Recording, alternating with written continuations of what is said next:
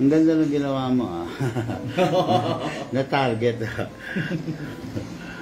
Okay, ngayon magta-target ka ulit.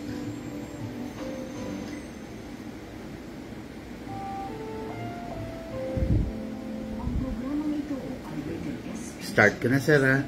Okay. Intro ko muna. Okay guys, touchdown Pampanga ulit. Nandito ako sa repeat client ko si Sir Manny. Tama sir no?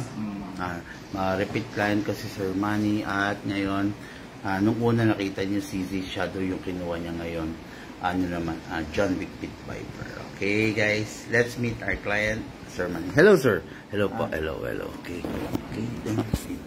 Okay sir, this is the John Wick Pit Viper. What good and special about this? Nakakompensator na po sir. Mas fix yung barrel niya than sa mga ordinary unit. Okay? Merong something na nag-hold ng barrel niya dito. Okay? Although may play pa rin, pero hindi ganun kalakas ang play. Tapos, just in case, may rail na rin po ito sa baba. Kung sakaling gusto niyo i-upgrade ng tactical flashlight or laser, pwede sir. Okay, ganun pa rin sir. Maximum rounds ng magazine 27. Pero allowed lang between 20 to 23 para hindi ganun mabugbog yung spray. May reloader ka? Pwede kong mahirap reloader mo sir? Pwede mo nga doon. Oo. Kasi hindi na kita pinagdala no? Meron din dyan. Meron din ba dito? Pero kahit gusto ba kumuha ng reloader pa ulit? Or ano magandang malaki ba yan? Hindi, ganun lang rin naman sir eh. Oo, ganun pare-parehas lang. Okay, 12 naglabas na ako. Then bala, ganun pa rin, mabigat yung dinala ko sa'yo. 0.25. Yes sir, apo. Kasi malalakas yung unit mo eh.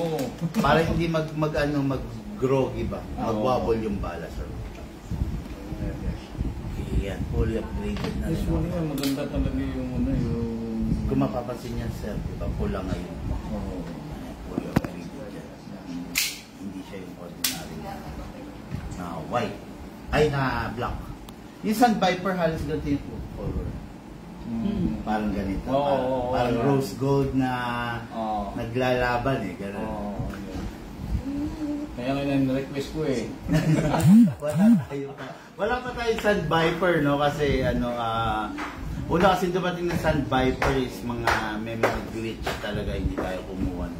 Although ito nga may glitch eh pero nagawa na natin ang paraan. Okay, ito ba man? Ito na lang po. Lagyan ko lang ng bala.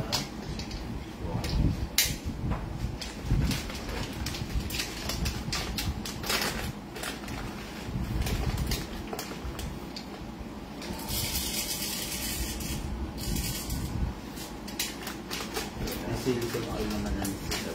Although na silicone oil naman ako. Okay sir, lagyan lang natin ulit dito. Baba lang po. Baba, all the way. Then, dito po ilalagay ulit. Tulad lang rin ang isa. Yung isang tinuruan mo eh, baliktad na yun. Ano, panood mo yun? Oo nga eh. Ano ba yun? Tinuruan ko lang. Dali. Merong tiram pa lang.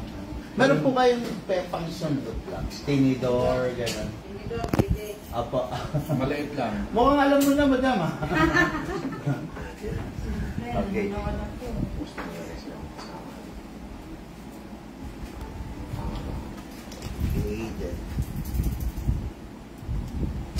Tinuruan ko na tapos iba pa rin yung pag-operate niya tapos parang nasira kasi yung unit niya eh. Sira yun dahil yung ginawa niya kinasa ng kinasa. Kinasa ng kinasa. Ngayon nag-feed, nag-jump. Kumbaga yung bala pumila ng pumila. Pumasok doon. Tapos upside down po. Well, PD lang ha. Huwag kang malili. Binigyan ko si Sir ng 14. 1, 2, 3, 4, 5, 6, 7. So, sir. Kasa. Sir, wait to fire again.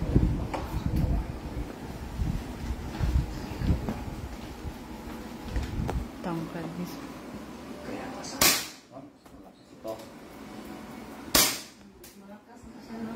Malakas po to. Malakas ito. Kasi Tsaka yung isa. yung recoil stick. Malakas to. Malakas.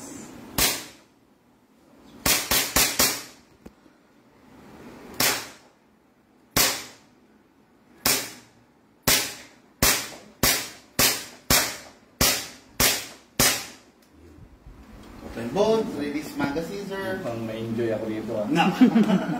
Then release the slide, then rest. Yan, malakas yan, sir. Tapos, sir, yan pa rin, ganun pa rin. Pag matagal hindi gagamitin, pasingawin mo yan. Pero mabilis sa maglamig oh. Mabilis talaga, sir. Oo. Hindi kagaya doon sa ano ko. Sa isa hindi. Oo. Oo. Easy.